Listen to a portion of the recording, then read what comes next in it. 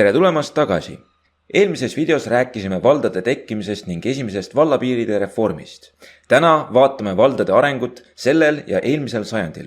20. sajandi esimene pool oli suurte muutuste aeg. Sel ajal täiustati teedevõrgustikku ning raudteede ääres kasvasid alevid. Eesti sai iseseisvaks.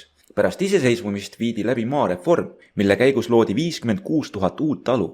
Samal ajal asusid paljud maaelanikud elama linnadesse. Ainsad asjad, mis selle aja jooksul ei muutunud, olid kohalike omavalitsuste piirid. Eesti Vabariigi algusaastatel leidis aset valdade eraldumise laine, kuid ajavahemikus 1918 kuni 1938 ühines ainult 10 valda. Mitmed Eesti riigitegelased nägid vajadust valdade piiride korrigeerimise järele ning tegid plaane kohalike omavalitsuste reformi läbiviimiseks. Ükski partei ei julgenud aga muudatuste ettepanekuga välja tulla, kuna kardeti oma populaarsuse langust järgmistel valimistel. 1934. aastal viisid Konstantin Päts ja Johann Laidoner sisse autoritaarse korra ja valimised ei olnud enam probleem. Vallareformile anti roheline tuli. Päts otsustas omavalitsuste piirid põhjalikult ümber korraldada. Ta võttis aluseks tsentraalsete asulate põhimõtte, mis tähendas seda, et valdade piiride määramisel pidi saama otsustavaks nende kaugus valla kesketest asutustest, näiteks koolist ja vallamajast. Otsustati ka seda, et valla väikseim suurus jääb 1500 kuni 3000 elaniku vahele.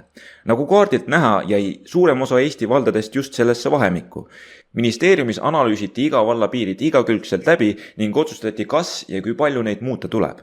Selle tulemusel pandi kokku Eesti kaart uute vallapiiridega. Seejärel saadeti muudatused valdadele heaks kiitmiseks. Töö käigus lähtuti rohkem riigi kui terviku huvidest ning kohalike inimeste arvamus jäi tihti tahaplaanile. Taoline lähenemine tekitas vallaelanikes mõistagi pahameelt ja mõnel korral võttis riik ka ebapopulaarsemad muudatused tagasi.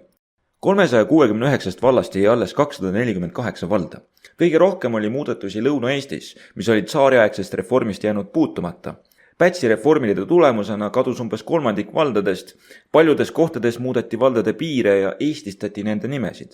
Ära oli tehtud suur töö ning reform oleks võinud järgnevateks aastakümneteks saada Eesti kohaliku halduse aluseks. Peagi algas aga Nõukogude okupatsioon ja Teine maailmasõda. Nõukogude ajal lõpetati Eesti omavalitsuste töö ja omavalitsused asendati riiklike haldusüksustega.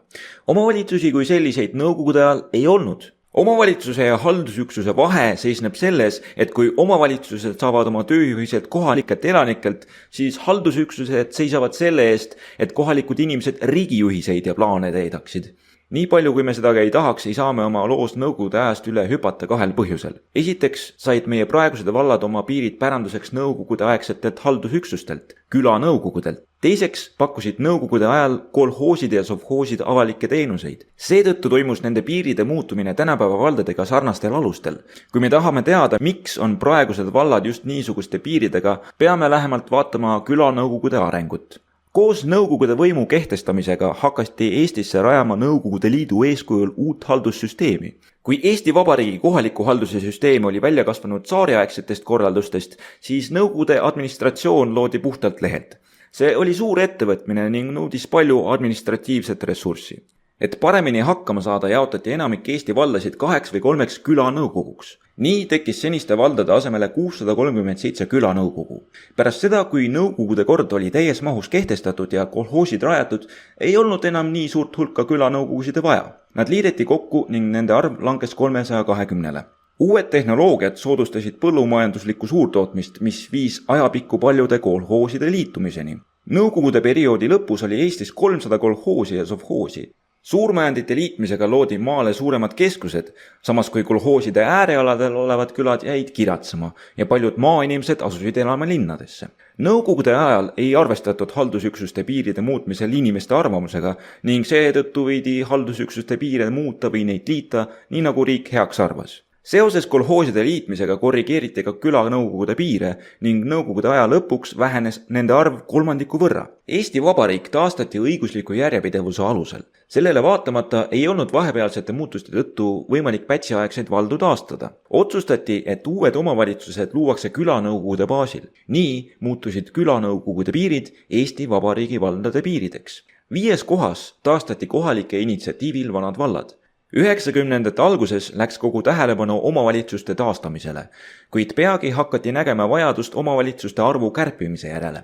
Algselt lootis riik, et omavalitsused liituvad vabatahtlikult. Ajavahemikus 1996 kuni 2002 ühinesid peamiselt alevid neid ümbritsenud valdadega. Alates 2004. aastast on riik hakanud valdadele maksma ühinemistoetust ning ajavahemikus 2005 kuni 2014 on hakanud omavahel ühinema ka suuremad vallad. Taasiseseisvunud Eestis on leidnud aset suured muutused.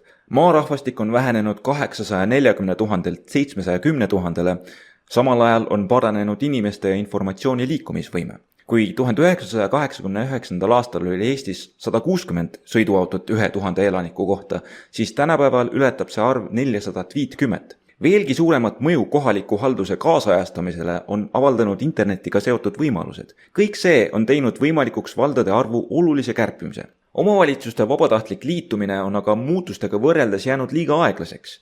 Seetõttu algatas Eesti valitsus 2016. aastal põhjaliku haldusreformi. Selle peamiseks kriteeriumiks oli see, et vallas peab elama vähemalt 5000 inimest. Vaadates kohalike omavalitsuste elanike arvu 2016. aasta talvel, võib arvestada, et reformi eduka läbiviimise puhul tuleks kokku liita vähemalt pool kohalikest omavalitsustest. Seega peaks praegune reform ületama oma mahult pätsiaegset valdade liitmist ning on mõneti võrreldav 1890. aastate liitumisega, mille käigus kadus umbes 2/3 valdadest. Kui teid huvitab praegune haldusreform, võite selle käiku jälgida Reformi kodulehelt. Tänan kuulamast! Loodetavasti oli see video hariv ning laseb käimasolevat haldusreformi näha pikemas perspektiivis. Järgmisel korral räägime sellest, kust saada raha mõisate ehitamiseks. Kui teile see video meeldis, võite seda laikida. Kohtume nädala pärast!